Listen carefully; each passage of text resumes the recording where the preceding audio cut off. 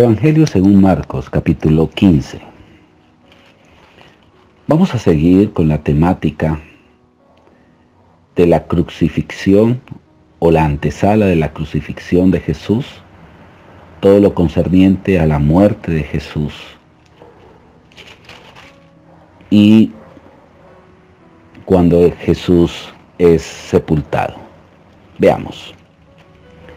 Muy de mañana, habiendo tenido consejo los principales sacerdotes con los ancianos,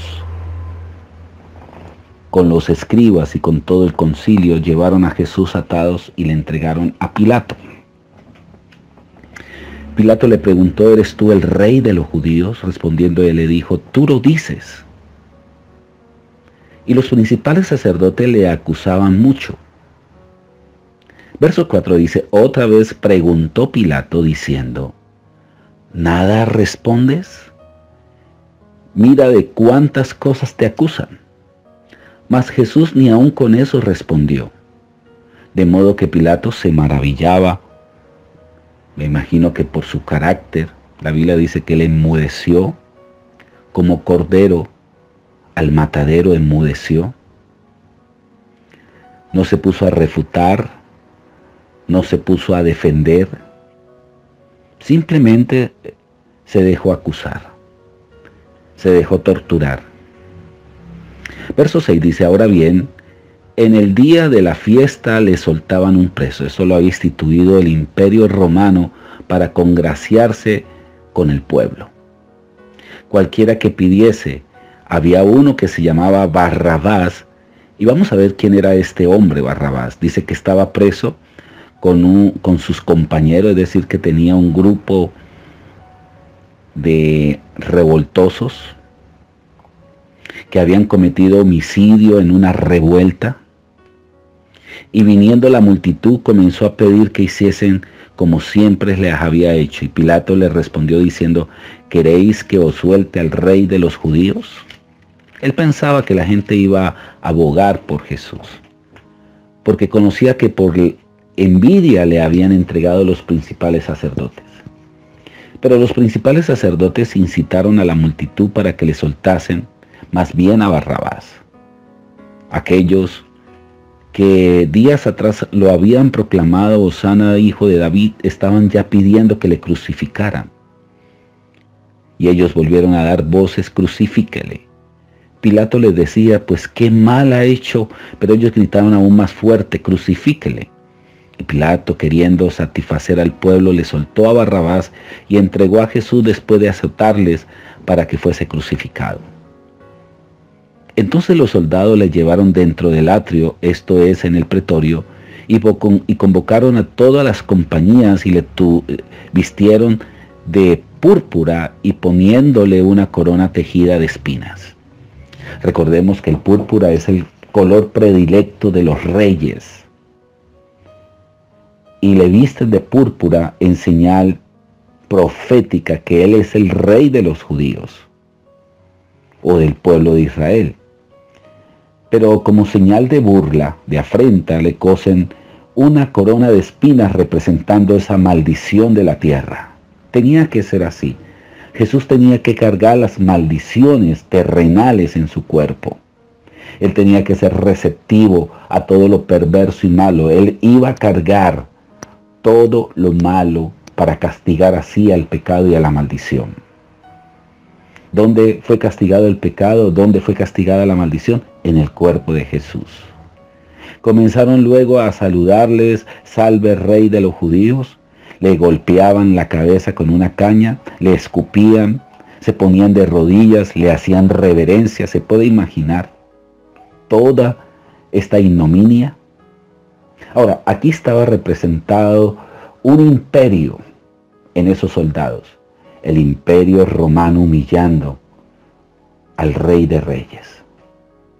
Recordemos que en el tiempo del Apocalipsis nuevamente se volverá a levantar el imperio romano caído. Eso lo estaremos viendo más adelante. Y eso tiene mucho que ver. Después de haberle encarnecido, le desnudaron la púrpura y le pusieron sus propios vestidos y le sacaron para crucificarle. y obligaron a uno que pasaba por allí, que se llamaba Simón de Cirene, padre de Alejandro y de Rufo, que venían del campo, a que llevasen la cruz. Y le llevaron a un lugar llamado Gólgota, que traducido es lugar de la calavera. Ese Gólgota es una especie de montaña con figura de calavera.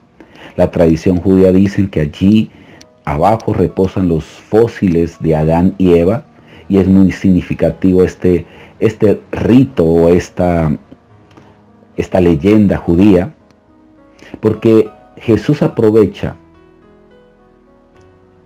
ese criterio judío de que allí reposaban los fósiles de Adán y Eva para mostrarle que Él es el que iba a hacer vivir nuevamente a la humanidad a través de su resurrección.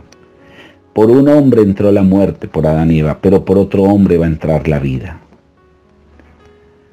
Y le dieron de beber vino mezclado con mirra, mas él no lo tomó. Y cuando lo hubieron crucificado, repartieron entre sí sus vestidos, cumpliéndose lo que dice el Salmo 22, verso 18. Era la hora tercera, es decir, 9 de la mañana, cuando le crucificaron, y el título escrito de su causa era el Rey de los Judíos. En combinación es la palabra INRI. Crucificaron también con él a 2 ladrones, uno a su derecha y el otro a su izquierda, cumpliéndose la escritura en el libro de Isaías 53, verso 12, que fue contado entre los inicuos. Hay algo muy especial, es que a esos 2 hombres les quebraron los huesos, a Jesús no. Significa que la esencia humana siempre hay quebraduras. Por eso los divorcios, por eso las divisiones, por eso las rebeliones.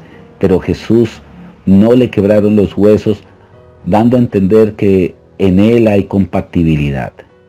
Él es íntegro, en Él no hay quebradura, en Él se permanecen los matrimonios, en Él está la fidelidad. Y se cumplió la escritura que dice: fue contado con los inicuos, y los que paseaban le injuriaban, meneando la cabeza y diciendo: bah, tú que derribas el templo de Dios y en 3 días lo reedificas. Sálvate a ti mismo y desciende de la cruz.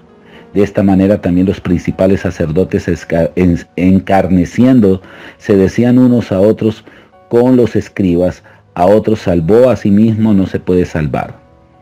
El Cristo Rey de Israel descienda ahora de la cruz para que veamos y creamos.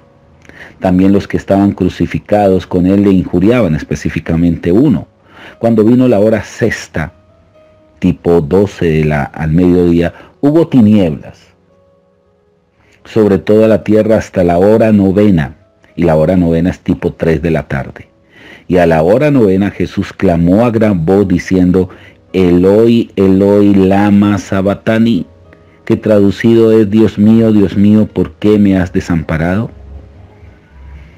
Y algunos de los que estaban allí decían al oírlo: mira, llama a Elías. Y corrió uno y empapó la esponja en vinagre y lo puso en una caña y le dio de beber, diciendo: dejad, veamos a ver si viene Elías a bajarle. Mas Jesús, dando una gran voz, expiró. Y aquí viene algo especial, verso 38. Esto es algo asombroso, porque en este momento, cuando Jesús muere y al exclamar y al entregar su espíritu, entonces el velo del templo se rasgó en 2 de arriba hacia abajo. El velo del templo, ese velo representa el pecado, ese velo representa esa pared que no nos podía o nos impedía tener comunicación con Dios. Ese velo representa esa separación. Por eso la Biblia dice en el libro de Hebreos capítulo 10, verso 20, por el camino nuevo y vivo que Él nos abrió a través del velo, esto es de su carne.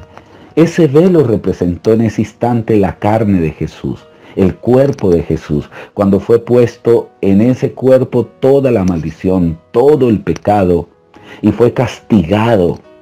Dios castigó el pecado en el cuerpo de Jesús, fue castigado, y al morir, ese velo fue juzgado, representando esa abertura, dando una apertura a la vida. La salvación, dice la Biblia, que el velo se partió de arriba hacia abajo, queriendo decir que la salvación es de Dios a los hombres. Las religiones, todas las religiones en la tierra son producto del hombre y no de Dios. Significa de abajo hacia arriba, y eso todo es vano. Por eso la salvación patéticamente es de arriba hacia abajo. La revelación de Dios es de Dios a los hombres. Eso representa ese velo. Entonces el velo del templo se rasgó en dos, de arriba hacia abajo. Querido amigo y amiga, cuando el velo se parte en nuestras vidas interiormente, cuando recibimos a Jesús, ese velo se parte, y por eso usted comienza a conocer a Dios de una manera especial. ¿Cuántas veces usted dijo, yo no entiendo la Biblia, yo no entiendo? Es que no entendíamos. Pero cuando la vida vino a Jesús comenzamos a entender tan fácilmente. Esa es la gran diferencia, que antes no entendíamos las cosas de Dios. Cantidades de personas religiosas que leen la Biblia, pero sus vidas no han sido rasgadas. El velo persiste todavía allí. Y dice aquí en el verso 39, y el centurión que estaba frente a él, viendo que después de clamar había expirado, así dijo, verdaderamente este hombre era hijo de Dios. También había algunas mujeres mirando de lejos, entre las cuales estaba María Magdalena, María la madre de Jacob, el menor de José y de Salomé, quienes cuando él estaba en Galilea le seguían y le servían, y otras muchas que habían subido con él a Jerusalén. Jesús fue sepultado, y cuando llegó la noche, porque era la preparación, es decir, la víspera del día de reposo, José de Arimatea, otro gran personaje, un hombre acaudalado, tenía mucho dinero, miembro noble del concilio, que también esperaba el reino de Dios, vino y entró osadamente a Pilato, y pidió el cuerpo de Jesús. Pilato se sorprendió de que ya hubiese muerto, y haciendo venir al centurión le preguntó si ya estaba muerta, e informado por el centurión dio el cuerpo a José, el cual compró una sábana, y quitándolo lo envolvió en la sábana y lo puso en un sepulcro que estaba cavado en una peña, e hizo rodar una piedra a la entrada del sepulcro. Y María Magdalena y María, madre de José, miraban dónde lo ponían. Qué hermosísimo la revelación de la crucifixión, el bienestar que de ese acto recibimos.